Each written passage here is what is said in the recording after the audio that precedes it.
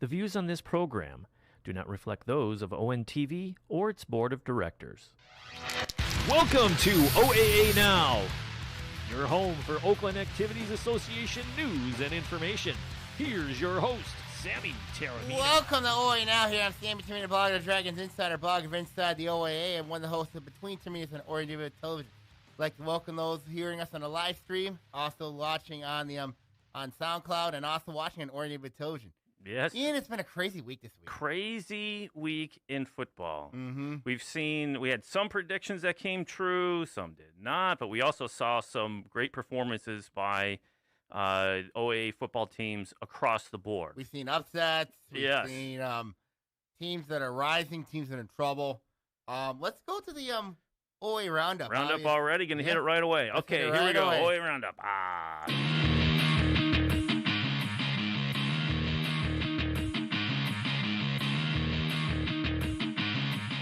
All right, like we were saying, a lot happened over Friday football action here in the OAA. Mm-hmm. And let's start off with Harper Woods, 32-21 over Allen Park. Kristen Stokes had 225 yards, 4 touchdowns for Harper Woods. Berkeley continues to roll, 36-33 over Clarenceville. Savad Daniels, 31-yard touchdown run. Jake Domzowski, I hope I'm saying his name correctly. Domowski, 74-yard fumble return for Berkeley for a touchdown. Are you kidding me? He had 200 yards in that game, also in that game. Berkeley's a scary team right now. I hate to face them week in and week out. Okay, yep. Troy, 21-20 over Athens, the big rivalry. Troy Colts get it done. Troy trailed 20-7 in the fourth quarter. Max Stromberg, 19 for 29 for 175. Are you kidding me? 2 yards rushing TD, 2 passing touchdowns, including a 23-yard TD pass to Darius Whiteside. That's a stat stuffer if I ever heard one, Sammy. Mm-hmm. Whiteside, 2 TD receptions, 7-0 for the first time since 1988. Evan Bieber, 7 for 17 and 89 yards. Ben Nast, 14-yard TD run. Trey Vincent, 23 carries for 81 yards and a 13-yard rushing touchdown for Troy Athens. Big win for the Colts. Yes, it is. Bloomfield Hills continues to roll, 37-6 over Ferndale. We should chat about this team in a little more depth there, Sammy. Yeah. They are putting something together. DJ Jackson's been playing really well for them. They're doing well. Okay, Farmington 50 over Pontiac 8. So this was the inaugural game at the new field. Yep. Called attention to all the former high schools, Central and Northern, and all that great stuff. It was a great scene for the Phoenix, but unfortunately the game did not go their way. As we said, Farmington takes care of business, rolling 50-8 over Pontiac. What do we got? Jalen Silver rushing and receiving touchdowns. Jacob Sanders had a rushing touchdown. Dominic Pesci, 2 TD passes for Farmington. Isaac Burrow, 9-yard TD pass to Devon Johnson for Pontiac. Avondale finds a W, 35-21 over Royal Oak. Herzog's back for them. I think so too, especially trucking up 35 points. Mm-hmm. And the one game we both were like, wow, here we go. Seaholm 41-34 over North Farmington. North Farmington led 28-19 at half. Colton Kinney had 2 TD passes, 1 rushing touchdown. Graydon Kinney and William Eberly had a TD reception each. Kyle Robbins, 3 rushing touchdowns for Seaholm. Seaholm's defensive stand late had a defensive stand late. Jasper Beadle had a TD run. Aaron Rice had a 24-yard TD reception. Tristan Hoke also had a TD reception. Ryan Shelby, 2 TD passes for North Farmington. What can you say that win for Seaholm? Confidence booster. Absolutely. Resilient group on their homecoming. Great win by the Maples. Adams continues to roll 24-7 over Groves. Nick Patera had 2 passing TDs, including a 14-yard TD pass to Christian Schomer, along with a 74-yard TD pass to Joey Shallow. And an 8-yard TD run for Rochester Adams. They just continue to win, Sammy. All right, where are we at? Rochester. This is the game we were watching. Mm-hmm. Rochester 23, Oak Park 22 in a tight one. Aiden Austin Stotsky game-winning 23-yard field goal. Rochester also had a huge defensive stand late in the win. West Bloomfield 56-27 over A&T. Isaiah Marshall is 15 of 37 for 145 and a touchdown. 3 interceptions, though, kind of closed the door for A&T. They're in some trouble, I think, A&T is. Especially who they got this week. Yeah, absolutely. So Clarkston continues to do what Clarkston does. They score 50-22 over the rivals Lake Orion. Ethan Clark does what Ethan Clark does. 4 touchdowns, 2 rushing, 2 receiving. Mike DePillo, 4 passing touchdowns for Clarkson. What can you say? That offense is clicking. Yep. The big game, the one that we're going to talk about Oxford here later in the show here, but Oxford takes care of Stony Creek on the road, 27-26 in overtime. Yep. Oxford 3 wins on the road this season. That's Says a huge. lot about this program right now. Yep. Stony Creek trying to go for 2 and the win in OT, but did not get it. Mm-hmm. Unbelievable finishes, close ones, upsets, you name it, we had it. That's the roundup.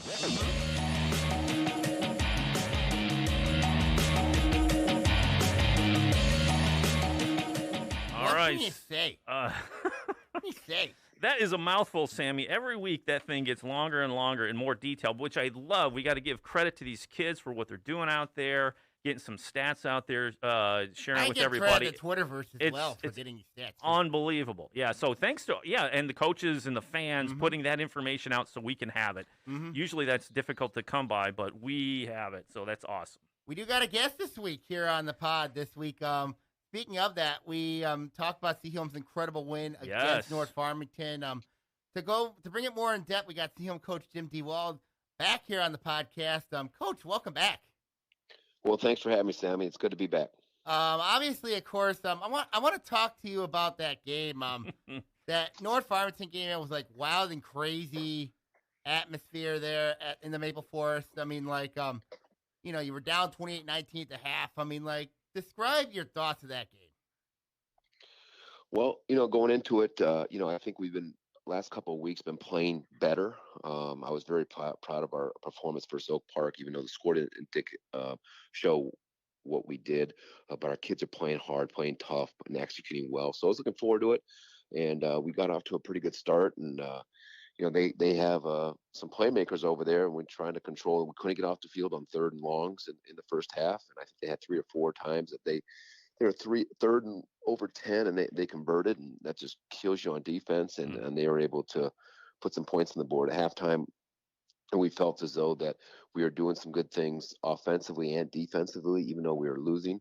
So we didn't, the game plan didn't change drastically. We had a couple adjustments on defense, but biggest thing, we had to find a way to stop the Rice kid.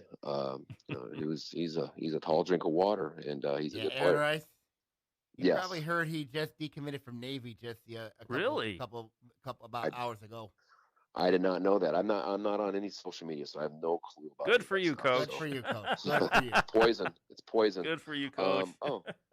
He's a good player. He's a really good football player. Mm-hmm. So what was the pep talk at half that got those guys riled up? Was it just business as usual? It's business as usual. Very rare. I've a couple times I've gotten on our kids at halftime, but usually it's more about, okay, what are we doing well? What do we need to adjust, and where do we think they're going to go after, or counter what they've been doing. So, it's try to be more business-like. I think when you get, too emotional up there, then the kids don't actually learn what they're trying to get. So I think our coaching staff does a really good job of making some adjustments and moving into the second half. And we knew we were getting the ball back in the second half. We were excited, but then we had 2 penalties in the first drive, so you go 3 and out, and that hurt us. But then defensively, we got a couple stops. So talk about the Kinney brothers. Obviously, they were very instrumental in the game against North. I mean, like, how they've been, you know what I mean, and the impact. And I know especially with the great team win, but I want to talk about these 2 more in particular, the impact that they've had for your program. Yeah, they've had a good. The whole Kinney family has had a great impact. Their brother Greg Kinney played for us a few years ago. Is now a student assistant coach down at Miami of Ohio. He was real instrumental in really putting Sion back on the map. His leadership and his toughness has got people to rally around him. So he's his two brothers, the twins, Colton and Grandin. They came in to see him understanding our culture. They came in understanding our Veer system as good as anyone. So they've taken it and they learned. They're students of the game. They're extremely smart football players, and it's fun to coach them. They're showing great leaderships, and they're only sophomores. Yeah, Wow. that's the scary part. You know what I mean? Young team, lot Yeah. growing. You know what I mean? Like, talk about life in the white can be really, really challenging, and and then at homecoming to that, really challenging. I mean, like, Brutal. it's brutal. I mean, like, talk about how the kids felt after that win against North. I mean, like, now you look at this is like a program building confidence win. Talk about how the kids have been doing ever since that win against North. Well, good. I mean, actually, truth, we haven't seen them since, because we actually, after that game, it was kind of chaotic on the field, and all their classmates were on the field, which was awesome. And I just wanted them to enjoy the moment. So instead of that whole talking and going through everything, our whole student body's on the field surrounding us. I'm like, just go be with your classmates, go have fun. Awesome. So we let them go, and I said no practice on Saturday. So we didn't see them Saturday morning. So we'll find out what they look like tonight. But I was super proud of them. They deserve that win. They've been playing hard, as I said. I think we see it as coaches, and they see it on the film. People in our building see the improvements and see the good things when they do happen. And we've had a lot of good things happen over a lot of games, and just things didn't go our way. And they deserve it. They worked extremely hard, and they're resilient, as you said, and it's fun to coach. That is the word I describe your football team, your program, resilient. I mean, you knew it was going to be a rough year for you guys. I mean, like, obviously with the schedule, having to play Byron Center early in the year, then going through that white schedule, then your two crossovers are Clarkston and Lake Orion, and then you have Stony Creek to close out the year. How does that happen? Yeah. Yeah, it's almost laughable. It's laughable. Like, did you run over someone's cat or something? And I don't know what we did. Whoever made that formula, I must have pissed him off somehow. I don't understand it, but you get what you get. Yeah. But yeah, it's a brutal schedule. I mean, like, obviously, I mean, like, and then of course you got Lake Orion this week. I mean, ON TV is going to have that game.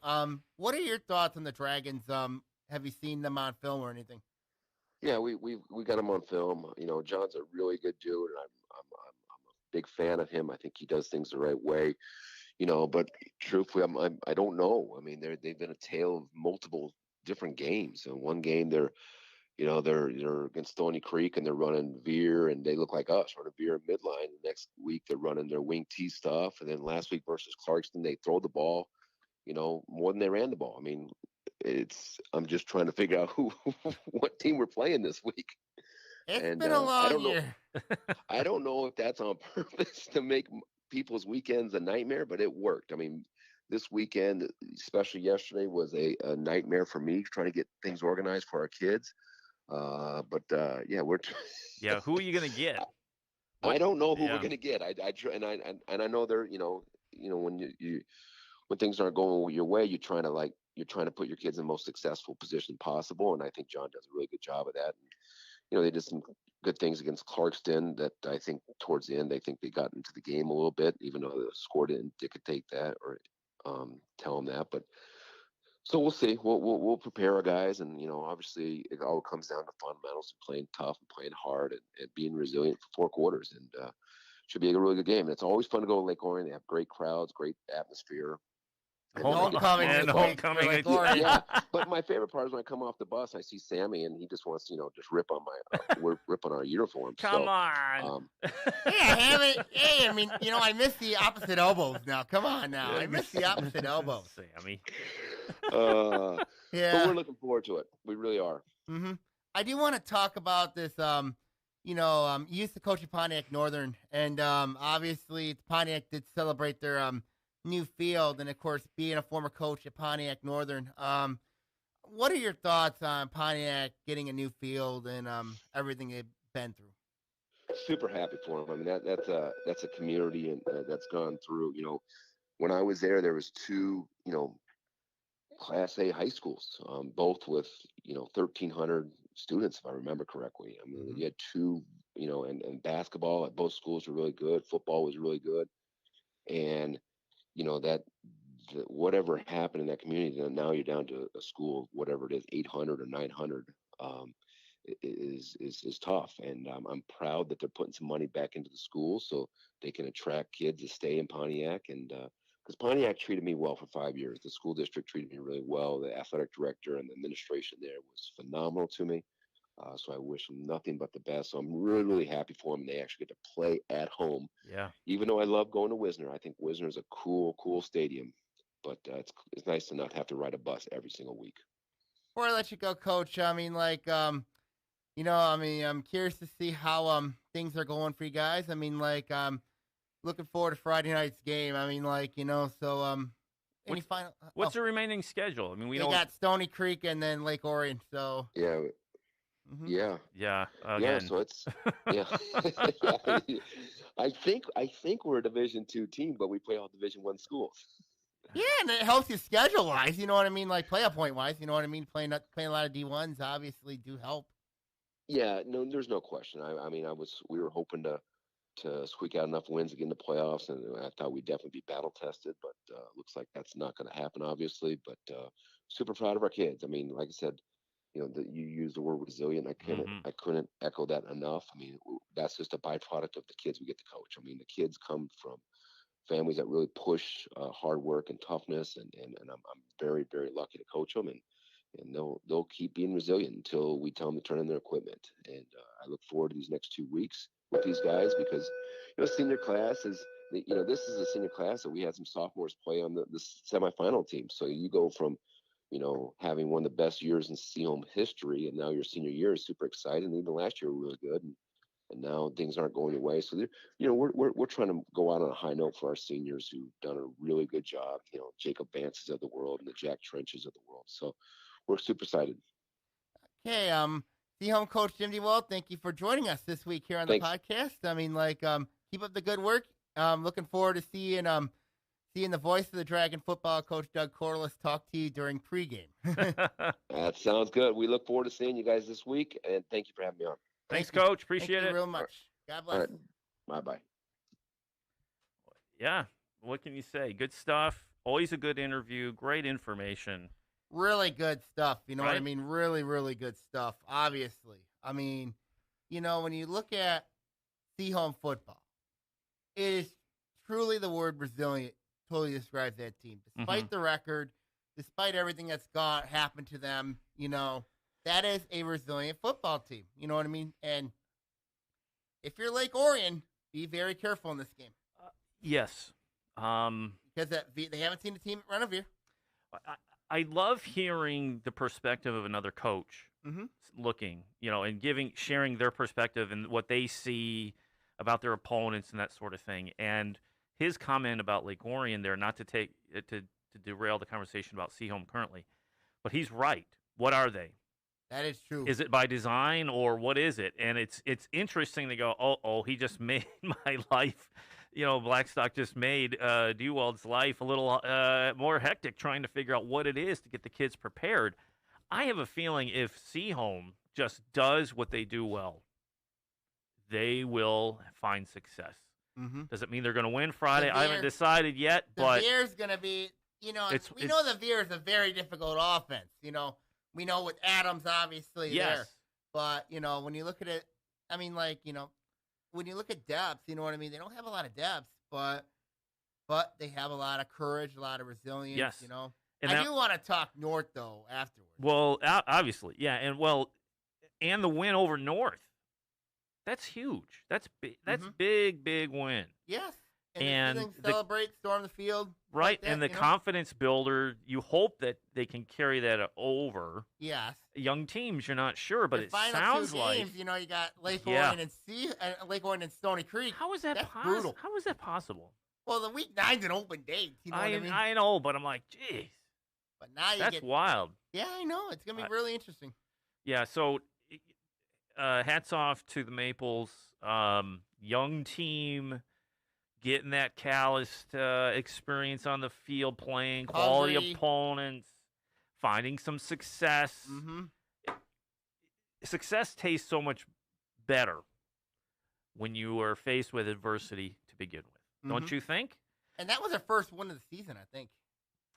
For Seaholm? For Seaholm, yeah. I mean, it really does push you, right? I mean, and you get a taste of that, and you know that it's within you to find success. That can you sustain it? That's the thing, question. right? And it's coming late in the season as opposed to, let's say, in the first quarter of the season. It's late in the season. But they've been very competitive. I mean, they played better. They played well against Oak Park. They played well against Groves, even though they lost that game. Byron Center, I thought they played really good in that one. I mean, but to get this one against a quality opponent like North Farmington, who we're going to talk in a couple minutes. Yes. But yeah, it's good to see. I mean, they are really good. They're putting stuff together, and I'm looking forward to next season already. I mean, Coach always gets you charged up. I mean, I can see how he leads those troops. We both get to see Seaholm this weekend. Yes, we do. So it should be interesting homecoming for Lake Orion. Yes, it is. Now let's go on the other side. Yeah. I want to look at North Farmington. Yes. What do you have to say about them? I mean, they've lost 3 or 4. That's what I was getting to. They're in some serious trouble right now. I mean, you needed this game with Seaholm. They needed this game, and they couldn't get it done. Yeah. Their defense has been a problem, a big problem. Since leading 17-0 at Oak Park, they have not been the same team since. And that has to make Coach John Herstein absolutely nuts. Has to. Yeah. I mean, the Seaholm game was 41-34. That's a lot of points. And the fact that North Farmington had halftime leads in all 4 of those games, that tells you something right there. Is it the adjustments made by the opponent, or are they just having a hard time finishing the game? Or we've seen teams do this in the past. The discipline to say, yes, we may have a lead, but you have to be disciplined to still stay the course. You can't say, hey, we got a lead, this is in the bag. I go, there's a lot of football to be played in the second half, right? And we've seen them falter in the second half of games, and it's continuing. I'll be honest with you. I thought that North Farmington Seaholm game, the more and more I think about it, I think it was more Seaholm went in there and took it. You know what I think so, too. I mean, just the way those kids played in that game. Yeah. It was just outstanding, resilience, courage. They deserved to store in the field. They had nothing to lose. They had nothing to lose. Whereas you look at North Farmington, they have everything to lose. And now you look at their season right now. They sit at 3-4, having to play West Bloomfield this week, and then Traverse City Central goes out the year. That's really difficult. Yeah, it's pretty much, I don't want to say the writing's on the wall for 2021 for these guys, but unless something crazy happens against Clarkson. If they don't win, no, they got West Bloomfield this week. Or West Bloomfield, excuse me. If they don't win at least one of those 2 games, playoffs is done for them. Yeah. Because you were mentioning 4 wins might get you in. 4 or 5 can get you in, if you play a very difficult schedule. I mean, obviously, when you look at North playing Traverse City Central and West Bloomfield to close out the year, and West Bloomfield's in the swamp, that makes it worse. So this team's got no room for error at all. No room for error. I want to know is where in the heck is there's a couple players I'm wondering. Aaron Rice he's got to do more. Jasper Beeler's doing everything he can. Ryan Shelby's doing everything he can. I mean, the problem is it's on the other side of the football. You look at the defensive numbers they've given up. 32 to Rochester. They have 30 to Oak Park. They've given up 41 to Seaholm. I mean, and then, of course, they had that loss to Adams in overtime. Yeah. I mean, they're right there. I mean, they're about 5, 6, 7 plays away from possibly being undefeated right now. I know. And that's the wild thing. You look at it's like nobody wants to play them, right? Because they are tough. It's a tough team, but there's just something missing. There's something missing. They can't having games where it's decided, like you said, you put it in perspective, saying 7 total plays, maybe 10 plays. Yeah. Out of how many games, and you could possibly you're on your way at least to a winning record. Mm-hmm. You're right? undefeated. You're ranked in the top 10 in my poll. And yeah, it's what's going on, right? So, what do you do? What do you do? And then you look at you're playing West Bloomfield and Traverse City. So that should close out the year. I mean, the good news is you don't have to go to Thurby Field again. Yes, but still, yeah. It North has some soul searching to do. Yes, they do, and they don't have a lot of time to. No, they don't figure it out. No, they don't. Let's go from the white to the blue a little bit. I mean, obviously, we know the story of Bloomfield Hills. So I'm reading the roundup, right? I get into Bloomfield Hills, 37-6 Ferndale. And I said, hey, we got to start talking about these guys. And you're shaking your head. Nah. They haven't really been tested. But they are beating the team set before them. It's just like Coach Stewald is saying, how did we get this schedule? Bloomfield Hills is saying, how did we get this schedule? Right? We'll know a lot about them next week. We'll know a lot about them next week when they play Troy. No credit, huh? Not You're yet. not giving anything? Not you still got to win. They still got to win. So Troy, right? Yeah. Okay. The Colts. I'm with you. That should be. That's your measuring stick. It is. It really is, because if you can take out Troy, because Troy is playing some solid football right now. Really good football. And they're showing that they're also a tough team. They're a tough out. They have guts that they can come back. Coach Chris Frazier's team has to go into Athens and win that game, down 20-7 with 11:19 the fourth quarter. I mean, that's huge, right? Darius Whiteside's been a real legit player. Max Stromberg's been very efficient at quarterback. Both Block brothers have been playing really outstanding for Troy. The offensive line's been pretty good for them. Now, when you look at Troy the last 2 games, they got Berkeley and Bloomfield Hills on there. You win those 2 games, you win the blue. Oh, absolutely. Straight up. Yes. So, and then you look at Berkeley, you know what I mean? You look at the Bears, they are. Berkeley's on a mission. They're 6-1 right now. Their only loss was that 13-10 loss to Bloomfield Hills. The way they played against Livonia Clarenceville was huge. Jake Domowski has been playing really good football. Devon Daniels has been playing really good football. Yeah. Zach Maurice has been very efficient at quarterback.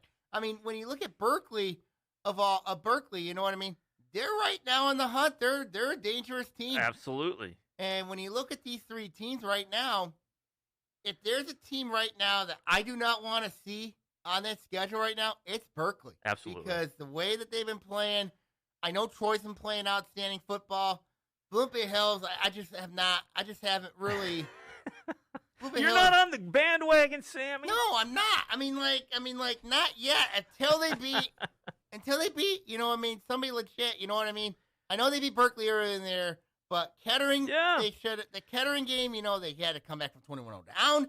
But they won. They won that, and then Athens, of course, they had to overcome some problems. Do you think if Bloomfield Hills and Berkeley win at it right now, who would win? Berkeley by a touchdown. Really? Berkeley by a touchdown. I just think Berkeley really had some issues in that game against Bloomfield Hills. Now Bloomfield Hills has got a very good quarterback in C.J. Jackson. Yes. He's been really good lately for them. I mean, Shane Winter's been good for them. Andrew Sapersky's been really good for them.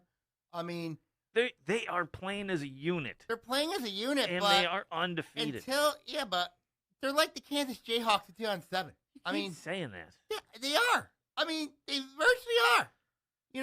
When you look at you're playing as teams that you're playing before them. Yes, but it's not their fault. It's not their fault. But you look at Troy. Troy reminds me of the 2007 Missouri Tigers. Those two teams played. Missouri beat Kansas by a touchdown. So when I look at Troy and Bloomfield Hills, Troy reminds me of the Missouri Tigers. I mean that game. It's very, very familiar. I mean, like, now both these teams deserve to be where they're at right now. Yes. But doesn't that, I mean, Troy has passed the eyeball test for me more than Bloomfield Hills has. All right. That's where I'm going at. Troy has passed the eyeball test. But that's the game, right? I mean, we game. talked about this about but Rochester. Troy's got to get by Berkeley.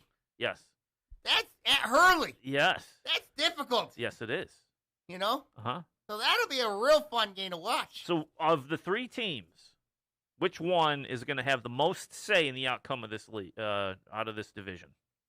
Who I think could have a deep postseason run. I would just say out of this division right now, they're still battling it out, even though you got Bloomfield Hills is undefeated. I think Troy has the most say right now because if they beat Berkeley, Berkeley's out of the blue conversation. Because that's 2 losses. Yep. If Troy and then they beat Bloomfield Hills, they win the league title outright. Sets up the undefeated matchup.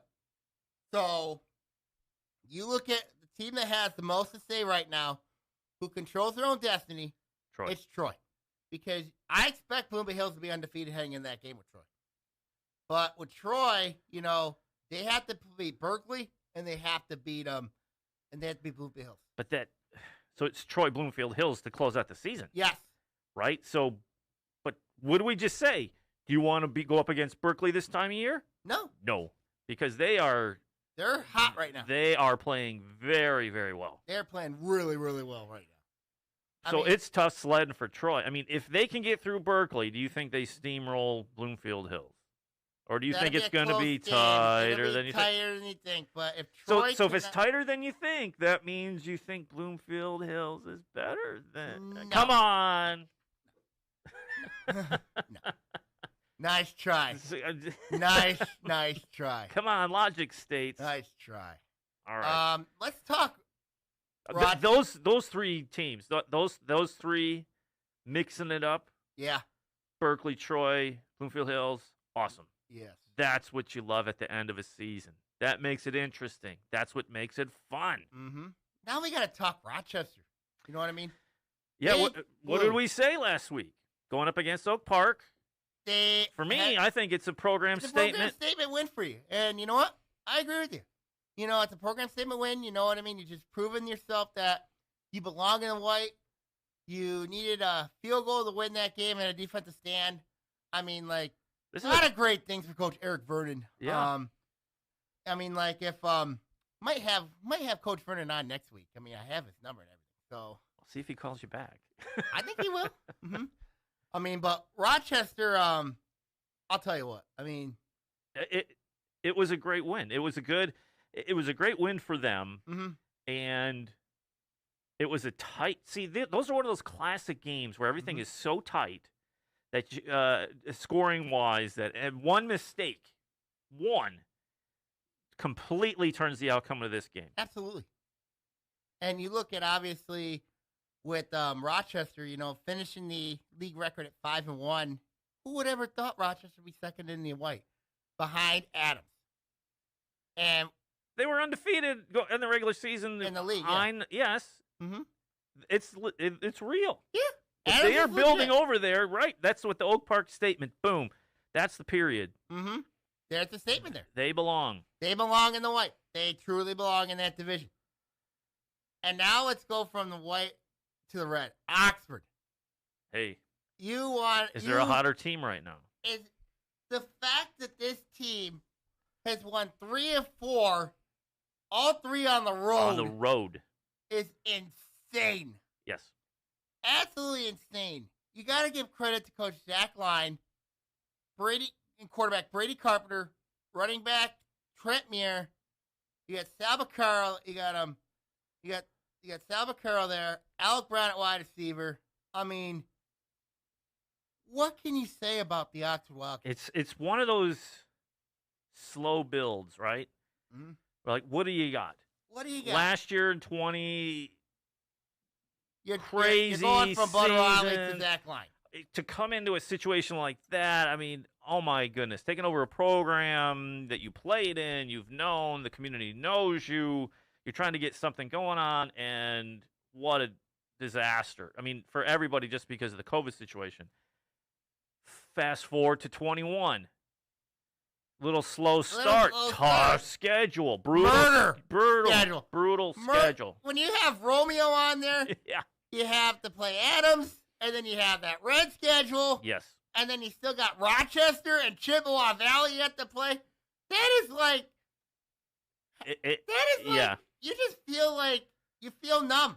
Yes. You feel numb. You look at it and go, what the heck? You know, but what have they done? 1-3 on the road. But it's not only that, but it's the eyeball test, Sam, right? We talk about it. They passed the eyeball test. They completely pass it with flying colors because when you're watching them against the heavyweights in the red, right, they are playing them very tough. I mean, they hung tough at West Bloomfield. Had Clarkson on the ropes. Beat Lake Orion. Beat A&T. Beat Stony Creek. I mean, what do you say? It's fun to see. I mean, it was an overtime thriller against Stony on the road. But I'm telling you, those wins, when you win late like that, in that fashion, just like we saw Rochester and, and those guys, it's like, and Troy, and that really solidifies your team, right? I read this News to Use article the other day, and he has Oxford right now in the first 4 out. Really? First one out. I disagree with Snooze's thoughts on Oxford because, to me, if they go 4-5, I would put this team in the playoffs. Do we know the formula for points? How many points do you need to get in? Or is it just at the end of it, who has what? And you go, and it's just, here's a list, here are the points. That's it. That's it. Eesh. So, Oxford, to me, this team should be in the playoffs, in my opinion. Now, looking at Oxford-Rochester, a lot of people look at that game as an elimination game. I don't necessarily think it's an elimination game.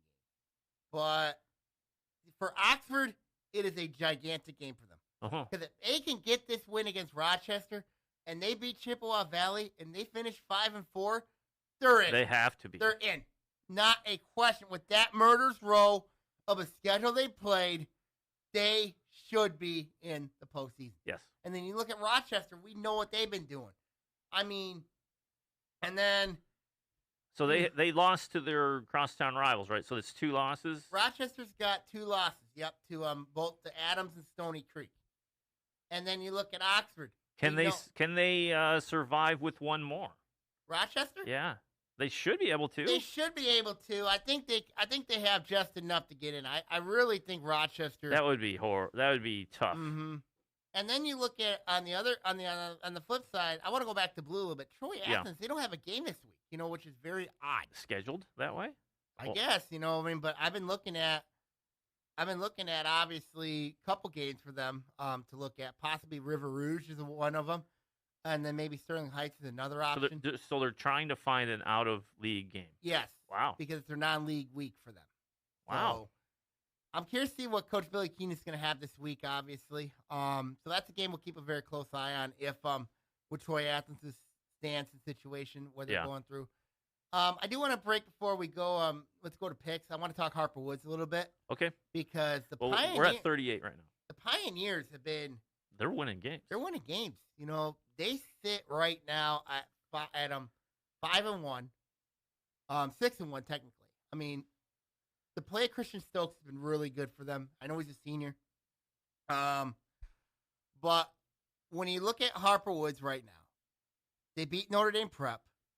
Their only loss to Orchard Lake St. Mary's, and now you're looking at them staring at Warren D. LaSalle. Yeah, going to Wayne State, and we know how good the Pilots have been. Yes. So if you're Coach Rob Olden, you're in a really, really tough spot. I mean, they're not a deep team, but, when you look at numbers, but they have found ways to win games. And, yes. And I think that's a credit to the players they have, and that's a credit to the coaching staff they have. So when you look at Harper Woods and say, okay, they're coming in the league next year. But they've been playing some good football. They have been. And it's interesting to see an independent and how they mix it up. I mean, the variety of teams are playing and bouncing around like that. It's kind of interesting to watch. Like you've kept us abreast of what's going on all season long. Knocked off Allen Park.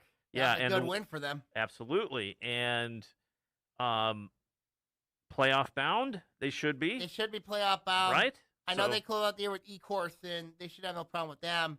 But yeah, they're playing pretty good ball right now. They are. And I think when you look at Harper Woods, obviously, we'll see what happens when the postseason comes. But they are rolling right now. We ready to do some picks? Sure. We're at 40, so we got time. Plenty of time. Plenty. Let's go to our first game we talked about was Harper Woods versus Warren de La Salle. We know what the Pilots have done. Obviously, we know how good they are. Undefeated right now. They've beaten Birmingham Brother Rice, Orchard Lake St. Mary's, nobody Detroit Catholic Central. And then here's Harper Woods. Your only loss is to Orchard Lake St. Mary's. It's a Catholic League opponent. You're going to Wayne State. Yeah.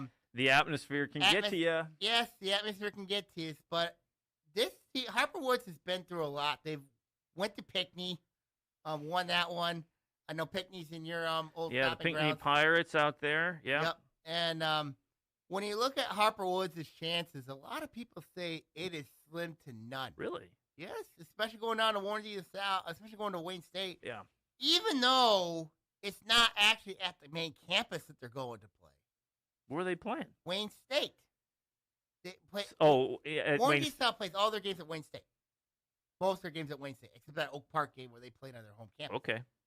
But this is a matchup where I didn't know that. I just learned something today. Yes, they play all their games at Wayne State. You know, Birmingham Brother Rice, they play their games at Lawrence Tech. I don't understand why, but those are the two teams I know that play their games at different sites. But if you're Harper Woods, yeah, what do you think has to be the key against the Pilots of Warren? Jeez, I mean, we know Harper Woods can put up points. Mm-hmm. Not knowing much about De La Salle, I saw their soccer club play. They were outstanding. They were out here at Lake Orion. They were really good. Not that that means anything, but you know, Harper Woods just needs to stick to what they're good at. You know, like, do what you do well, and usually good things happen, right?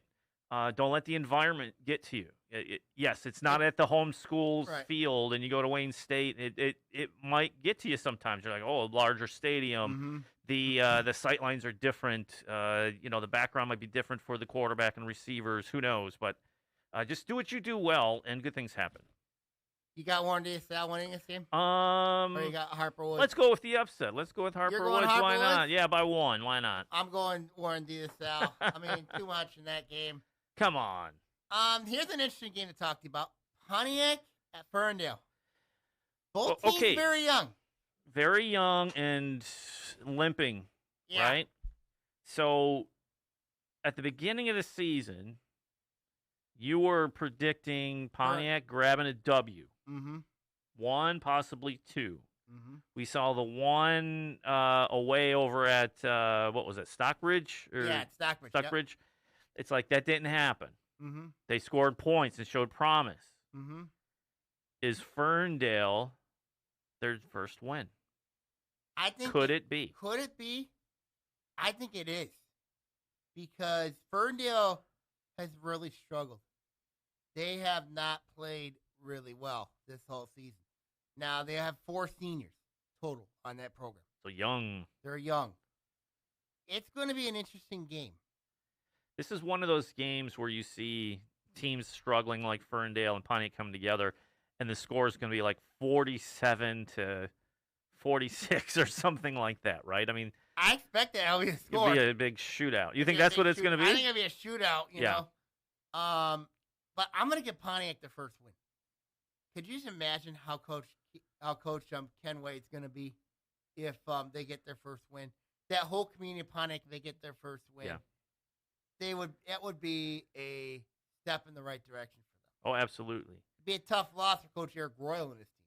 But, you know, for Pontiac, you know. I'll sit with you, Sammy. I think Pontiac pulls it out. We both go on Pontiac. I'm going Pontiac. I said if they're going to get one, this is it. And you know they're not going to win next week against Berkeley. No. Berkeley's on a mission. We talked about that. So I think this is the one. but it's going to be one of those high-scoring games. Not a lot of defense. Yep. And I think Pontiac squeaks out by 2. Does Troy Athens get a game this week? No.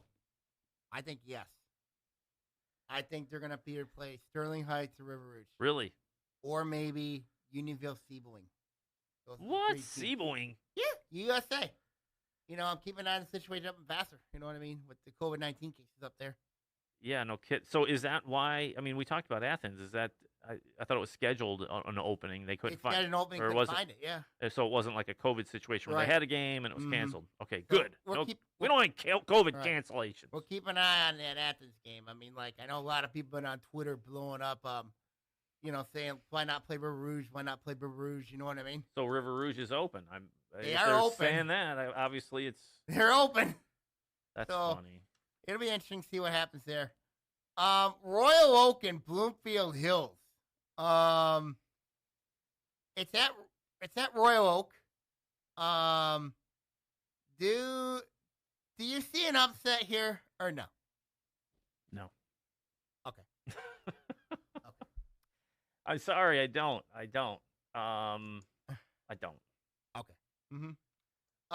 Let's go now to next up we have Farmington and Avondale. This one's got some star power in this one. Obviously, the quarterback battle. Yeah. To watch Dominic Pescio versus Jake Herzog, Jacob Sanders, Evan Krischhoff. I mean, a lot of good star power in this one.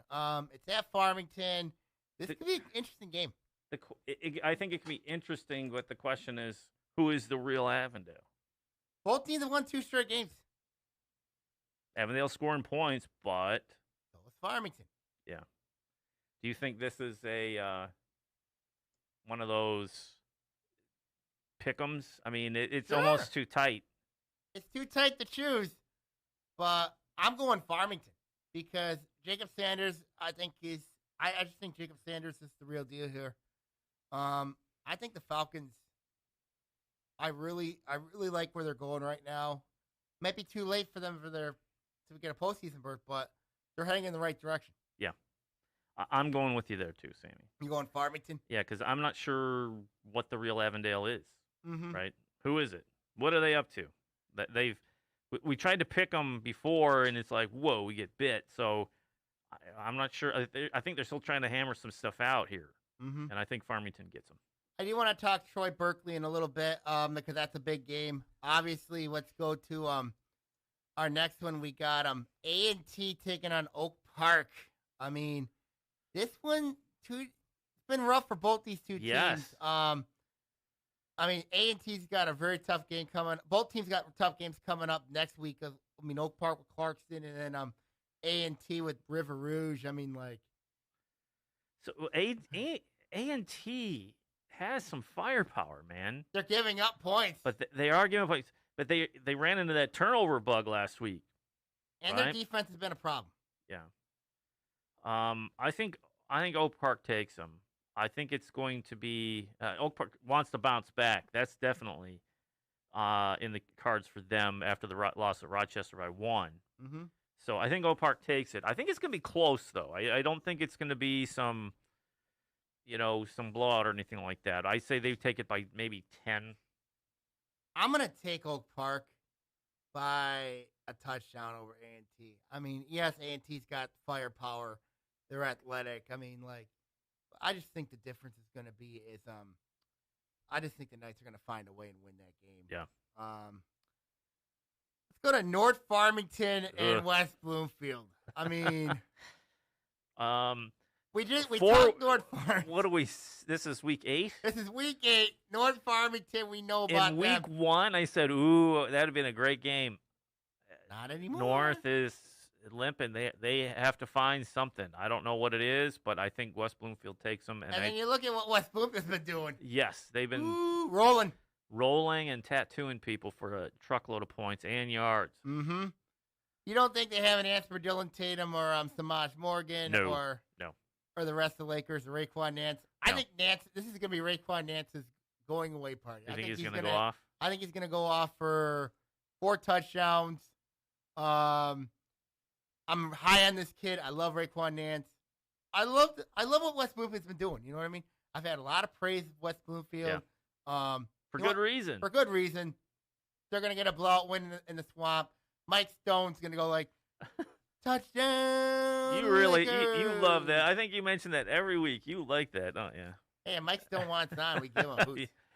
He's a little busy at this time. Yes, I know. Clarkston Groves. Clarkston. Yeah. It's Clarkston's homecoming. Clarkston, their quarterback play, the running back. I mean, it's like, pick your poison. Pick it. Yeah. You want to stop the run? We'll air it on you. You want to go 5 defensive backs? We'll run it up your throat. I mean, come on. Yeah. Pretty much. Yeah, Clarkston all the way. Let's go Lake Orion and Seaholm. I mean, we had Coach Dewald here on the pod. Yep. Lake Orion, we don't know what the heck they are. And then Seaholm, we know about the Veer. Yes. I think with Seaholm, this is going to be a tight game. Mm-hmm. Because we don't know what we're getting with Lake Orion. Mm-hmm. The issue I see with Seaholm, though, and Coach mentioned it, is their youth. And their depth. Yes. So I think those are going to come bite them. Lake Orion has shown signs that they can click it together, right? Mm-hmm. I think they do. Plus, it's homecoming. They'll be primed. They'll be ready to go. I think Lake Orion takes down Seaholm, but I think it's going to be close. This is going to be a shootout. This is going to be a shootout. You know what I mean? Seaholm can score in bunches. Yes. Lake Orion, we know, is more than capable of scoring in bunches. So this has got a shootout written all over it. It's almost coming, for me, for Lake Orion, for a W, it's going to come down to self-inflicted wounds. Yep. Can they take care of the ball? Can they watch the crazy penalties? And, what's that defensive, the defense, what are they going to do with that Veer? Yeah. I think Lake Orion does it, but it is going to be close. I like Lake Orion this game also close. I just think that it's going to be a shootout. I mean, it's going to be interesting to see what happens there. I mean, it'll be a really good game. And now we have we have Adams and Stony Creek. This one's interesting. Ooh, this should be fun. This one should be fun. I mean, obviously, when you look at Adams, we know about Parker Pico. I mean, Nick Patera's played outstanding. Their offensive line's been playing outstanding. Stony Creek, not an easy team. I mean, you got some players there. Jacob Best, you got Cam Fogler. I mean, I think this is going to be a time possession, low-scoring game. I do. But I just think Adams got way too many weapons, and they're motivated after losing 23-10 last year. Yes. They're home. I think Adams is a different beast. Mm-hmm. They are a mature team. They run their system to perfection. They run the Veer. They run it to perfection. Stoney coming off the overtime loss. It's a stinger to Oxford a week ago. Mm-hmm. So they're going to be hungry as well. Mm-hmm. I think it's Adams. I really do. I've got Adams as well. I mean, I got the Highlanders close over the Cougars. It'll be a good game, though. It'll be a really good game at Stoney. If Stoney can hang on to the ball and do something with it at the end of drives, like the long drives we know they can do, control that clock and score. There could be an upset. There could be an upset, but I think Adams is going to take it, but I would not be shocked if Stoney takes him down. Mm-hmm. And then we have the two big games. We have Troy at Berkeley, at Hurley, and then we have Rochester at Oxford. First, let's talk Colts and Bears. I mean, this is going to be a good game. Yes, this is the game of the week. This is the one to watch. I'm hoping CMN TV has this game. Oh, I hope so. I hope so too. Yeah, it's this is going to be the game. Man, I don't know. It's hard to pick. Berkeley's they're just looking different, man. They got something going. They have momentum. They're scoring. They're doing everything right. You know what I mean? They just look really good. Mm-hmm. But Troy, we kept using that word ad nauseum today of resilient, but they are just tough. Both teams are tough. I'm gonna say, where's it at again? At Hurley. Okay. Berkeley. You got the Bears. Berkeley Given Bears. their first loss. I am agreeing with you there. I think Berkeley's going to get a huge win. It'll put Blueberry Hills in the driver's seat though in the blue, but I really like Berkeley in this game. I just think Jake Dombrowski's a difference maker. They found a solution at running back. They've got enough depth at linebacker. I mean, it's going to be a tight game over there at Hurley. I mean, this could come down to a field goal. Yeah. It could be a penalty. It could be some silly thing to put whoever has the ball last in their hands is going to win this thing. We both got Berkeley. Yep. And then the game up on Oxford Road, blue turf, Oxford. Rochester at Oxford. I mean, this is going to be a barn burner. You got two good quarterbacks, Alex Bueno, Brady Carpenter. I mean, both teams got stout offensive lines. They got playmakers. I mean, both these teams have been red hot right now. And when you look at this game, when you look at Oxford and Rochester, these two teams, this has the feelings of an elimination game. I mean, this has the feelings of it. Rochester should get in even if they fall to Oxford. Don't you think? Mm-hmm. But you got two losses. In Oxford's case, they have to win. They have to win. And they're playing with extra motivation because of the postseason on the line. They have no room for error. None. And so far, they've answered the bell, right? I mean, they hung tough with Clarkson, hung tough with West Bloomfield. They hung tough with Adams. I mean, they beat Lake Orion. I mean, they beat A&T. They beat Stony Creek. I mean, on the road. Yeah. And then look at Rochester. They beat North Farmington. I mean, they beat Groves. They beat Seaholm, beat Oak Park. I mean, I'm going to go with Oxford. Home field advantage matters? Home field matters, but the added motivation, the competition they've been playing is difficult. Right? And the Reds. Includes Romeo as well. Right? Romeo, across the board. Yeah, Romeo, Adams, you have Rochester, then Chippewa Valley. Yes. That's their non-conference. They haven't, and they've hung tough with those teams. Mm-hmm. I don't know if Rochester can say they've had that type of schedule, right? I mean, this goes whole back to your theory, your opinion on these schedules. Oxford is battle tested. Mm-hmm. I think they win it, and I think they win by 7. I'm going to take the Wildcats in this game for a couple reasons. It's at home. It's at Oxford. That crowd's going to be crazy. The schedule, you are right, Ian. That is going to be the difference maker. The murder's row of a schedule Oxford's played. It finally pays dividends. Finally pays dividends. I remember talking to the kids at Oxford a couple weeks ago. The schedule is draining. It is murder. But I think Oxford will pull this off because of that schedule. Yeah. And you look at the teams who have also played murderous row schedules. Lake Orion, A&T, perfect examples. Also played murderous row schedules. Yes. I think having a difficult schedule is going to help you get in the postseason.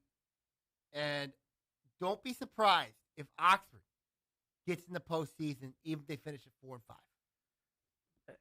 The way they're playing, if they can win this one, and what did they say? They're on the road. They're at home for their final two. Final two. That is a good sign They're for them. at home. They have Chippewa Valley at home. Yeah, if they can get those 2 W's, they have to be. They have to be in the playoffs. I mean, OCT will have that game for you, so keep an eye on that one as well. So, okay, now we're going to sign off here. You can keep an eye on the blog at SammyTaormina.blogspot.com. I'm also a feature writer of the O1TV blog. Yes, you are. So keep an eye on the latest updates and everything on the blogs. Sammy Taormina, sign off here. Take care. God bless. See you all next week, everybody. Thanks, Sam. OAA Now is produced by Sammy Taormina. The views on this show are his and mine alone. Thanks for tuning in for this week's edition of OAA Now. Again, we'll be live 10 a.m. next Monday on YouTube Live. That's it for this edition of OAA Now. We'll see you next week. See ya!